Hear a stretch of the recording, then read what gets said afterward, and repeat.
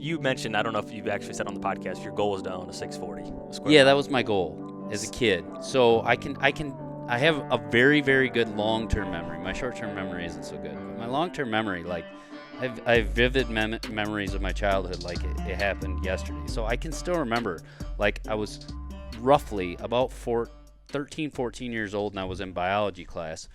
And my biology teacher named Ken Morris in Michigan, he's like, "Hey, I'm a hunter. I'm a bow hunter." And I was just getting into that, and I'm learning about it. And I said, "So what do you hunt?" Because he always shot big bucks, what I thought were big bucks. He's like, "I hunt a 640. I have permission on a 640." I'm like, "What's a 640?" He goes, "That's a square mile of land." I go, What do you mean?" He goes, "So you walk a mile around it." I'm like, "Oh my gosh, a square mile, that's a section?" So I knew that at like 13 or 14. And I wanted to buy land several years before then, but he was the first person I still remember when he told me what a 640 was. I'm like, "That's a square mile." So it's just a figure that got imprinted in my head when I was 14 years old or 13. Like, that's what I want to own. I want to own a 640. What does that mean? It means you got to walk a mile around it. You control everything. You're going to grow multiple 200-inch deer every year and just shoot booner after booner after booner. That's success, and that's what I wanted since I was 14 years old. 13, 14, with no money. Did you have, so obviously, I mean, that's a lofty goal when you say that out loud at any time, at any age, at any time. Absolutely. Yeah, and this is a kid that's saying this that has maybe $1,000 in the bank, and his parents don't have any money, and he's still in high school. How are you going to make that happen? Yeah. And I was running the figures back then at 15. Like, okay, this is what I got to do to get there. And I didn't think I would get there. So you didn't think that? No, I didn't think so. Why? I just thought it was I just ran the figures, and I'm like, there's no way. Because I'm like, how am I going to come up with a down payment for that? That's impossible. There's no way I can do that. So it was more like a dream. Like, even before then, somebody's like, what do you want to do for a job? I want to play pro baseball. What do you got to do to get there? Well, you got to be amazing. And clearly, I didn't play pro baseball. And that one hit me in the face pretty easily. Like, dude, you're not going to play pro baseball. What was the same as buying a 640? Hey, dude, you're not really going to get it. That's tons of money. Even back then, it was tons of money. So just unachievable. And I was like, it's a goal, and it's what I wanted. And I tell like my friends that, or my brothers, and I'm like, dude, I want to get a 640 somehow. And then that's how I said it, somehow.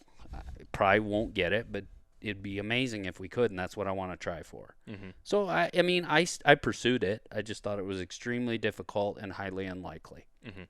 At what point did it become realistic? Like, oh, man, I can achieve that, and I could even possibly exceed that. When I bought my first farm and I realized that I had a unique skill at fixing it up and making it amazing, and then somebody said, I really want to have what you bought and fixed up, and I'm willing to pay you for it, and I'm willing to pay you well for it. And then I knew I could go buy another farm that needed to be fixed up, and I could repeat that process. Once I knew it was a repeatable process, I knew I could get there. Mm-hmm. And at that time, would you say, now that's a popular mindset. I think everyone that has a remote interest in land, that crosses their mind at one point. Yes.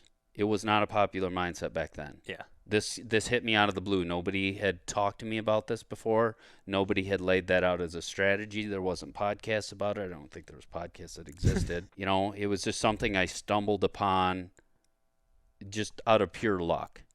This isn't skill. This isn't me being smart or dumb or anything. It's not a talent of mine. It's just I stumbled across it, and I got lucky figuring that out. Mm-hmm. So you did that first 80, and then at what point were you thinking 640 is attainable? Right after I sold that 80, and then I turned that into like 315 acres within maybe like a couple years, then I knew. I'm like, oh, we're only 3 years into this, and I'm halfway there. And I bought a couple other farms and fixed them up and sold them like 2 or 3 years into this or something.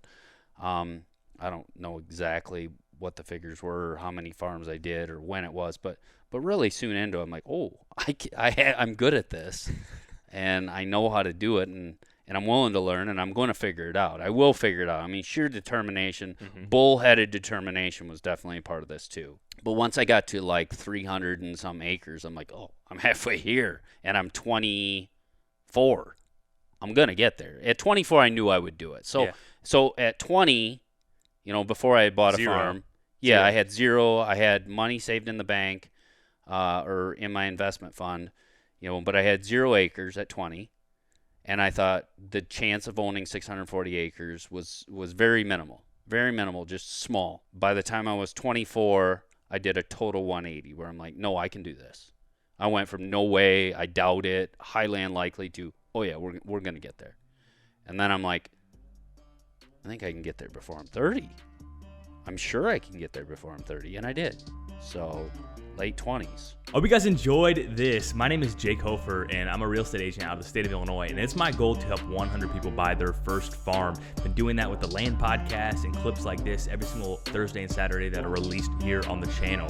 And to be one of those 100 people, all you have to do is, if you're in the state of Illinois and I can help you, I'd be happy to do so. Number 2, if you want to get connected with someone that can help you, reach out, and I'll be happy to get you in contact with an agent that I would personally do business with. And the last one is, if you just simply learn something from the content we're putting out, or you get inspired to take action, I want to know, get you out of that spreadsheet. I'm on a mission to help 100 people. Until next time, see ya.